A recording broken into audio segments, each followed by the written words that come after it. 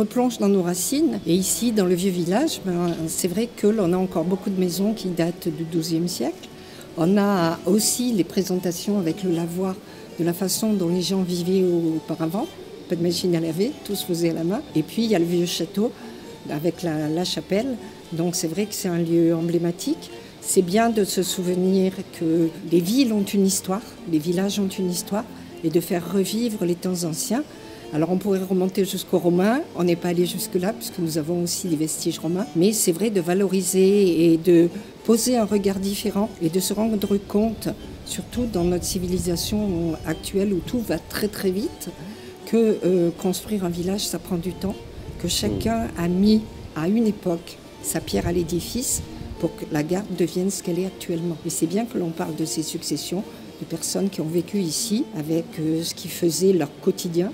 Et on va les retrouver avec les métiers anciens sur la place de la République. Et ça permet aussi, surtout aux plus jeunes, de se rendre compte que sans smartphone, sans Internet, il y avait une vie sociale, il y avait une vie, et que les villages vivaient. Il y avait des tas d'artisans, des tas de personnes qui entretenaient ces villages et qui construisaient. De multiples déambulations qui auront lieu en même temps sur le village, de la musique médiévale aussi. C'est vrai que nous avions des espaces que nous n'avons plus actuellement puisque nous avons fait autre chose, mais ça maintient quand même les médiévales en tant que telles.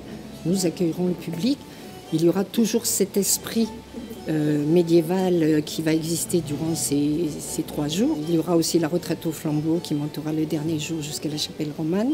Et c'est de mettre en exergue et de faire visiter ce vieux village, rencontrer des gens et puis être très festif, sachant que tout est gratuit sauf les manèges médiévaux qui seront sur place. Après, toutes les activités sont gratuites et les gens peuvent accéder à tout ce qu'ils veulent et les enfants auront aussi leur part dans les différentes manifestations. Que les gens se fassent plaisir, qu'ils s'amusent, qu'ils soient heureux de profiter de ces soirées en notre compagnie sur le territoire cardéen.